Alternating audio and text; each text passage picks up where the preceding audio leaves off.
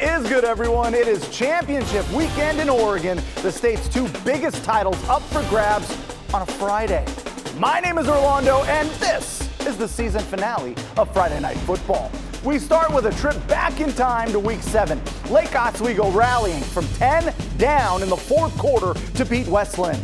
The win helping the Lakers claim the Three Rivers League title. 6 weeks later, the long road through the playoffs leads us to the sequel. This time, the stakes as high as they get. It's the rematch.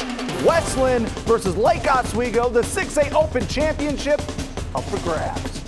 The location, Hillsborough Stadium, not an empty seat in the house. Championship atmosphere, the vibes, immaculate. An all-TRL matchup, the 2-seed Westland versus the top-ranked Lake Oswego Lakers. 6A Open Championship, Hudson Hardy party started. The Lions set the tone, reeling off the first 24 points. LO down but not out. Hudson Curlin to Barron Curlin. Lakers in business. LaMarcus Bell with one of his 3 total touchdowns, but Westland counters with a steady dose of Vigo Anderson. 204 yards rushing, 2 trips to the end zone. The Baird Gilroy to Danny Weidman connection in full effect. Weidman had 4 catches and 3 of them were touchdowns. The Westland defense stays on demon time, just wreaking havoc. Xavier Harris and Cole Dixon hauling in interceptions, winning that turnover battle. The Lions defense applying that pressure. Baron Naoni with the sack, and check out James Johnstone. Oh my! Despite being down 24, the Lakers did not quit. Liam Davis, the receiver, to QB1 Hudson Curlin. LO makes it a 2-possession game. But Gilroy and Weidman having none of that. The Lions avenged their lone loss of the season, winning the 6A Open Championship, 44-30. The Westland Lions back on top, winning their 2nd title in 3 years. It was amazing. It feels amazing, to get the dub after, they beat us earlier in the season. It feels wonderful. I don't even know. I can't even think right now, man. I'm just so grateful. I'm so blessed for my brothers. Despite the amount of stakes we had, we just came out on top. That means the world, man. To finish alongside my brothers, we're building a dynasty here. If it wasn't already established, it is now. Ron Chappell, we're all standing on his shoulders, and Chris Miller and those guys, they set the foundation. Great community, and all the youth coaches and all the kids that start from a very young age, all of our youth coaches together. This is the result of that. In Class 5A, 4 rounds of playoff football brings us another rematch. Wilsonville and Mountain View battling for the state title for the 2nd straight year. Last year, Mark Weeper helped lead Wilsonville to the title as a receiver.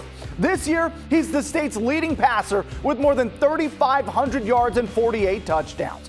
Not far behind him is Mason Chambers, the senior, with 2,800 passing yards and an all-star cast that's dominated in Central Oregon. The Wildcats ready to tangle with the Cougars. Let's get it. Opening drive, Wildcats go 70 yards in just 8 plays. Mark Weeper to the crib. 2nd drive of the game. Wildcats go to the air.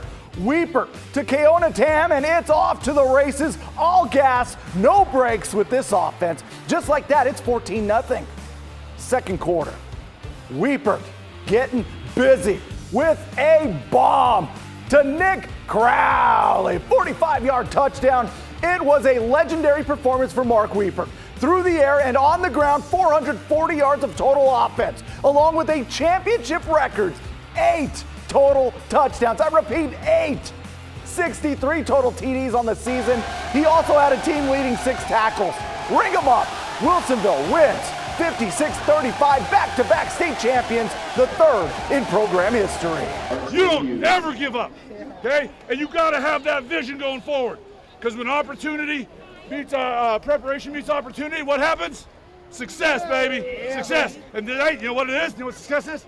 56-35. I'm so thankful to be in this situation with this supportive of a fan base and of a family. So I'm just thankful to be here. This is so cool. Up in Washington, they're on to the semifinals this week. Mackenzie Stadium will be a busy place this Saturday. In 4A ball, the top-ranked Camas Papermakers host Gonzaga Prep out of Spokane. Kickoff set for 1 o'clock. Then at 4 o'clock, it's the 1A semifinal. Seton Catholic hosts Montesino. The winners of these games will play for their state titles next weekend at Husky Stadium in Seattle. The season is on the line for the Oregon State Beavers, needing a win in their final game to become bowl eligible. But it would take a big upset to do it. On the road against number 11 Boise State, Anthony Hankerson breaking off an 83-yard touchdown run. OSU down 14-7 at that point. That's the Beavers' longest run since 2016. Meanwhile, Westview High star Darius Clemens had his best game as a Beav. This is just nasty work. Clemens had 8 catches, 123 yards, and that TD. But the Beavs couldn't contain Ashton Genty. The Heisman hopeful rushed for 226 yards on 37 carries. Oregon State put up a fight, but it wasn't enough. Boise State wins 34-18, ending the Beavers' season at 5-7, their first losing season since 2020.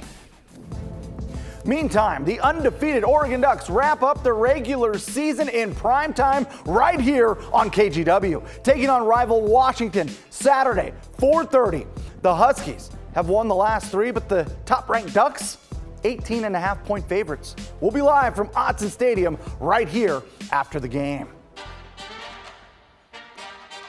We're back, calling all Hoopers. Season 7 of Friday Night Hoops tips off in January. We'll bring you all the boys and girls high school action from around the region, plus the Blazers and college ball. We'll see you back here in January. Let's go!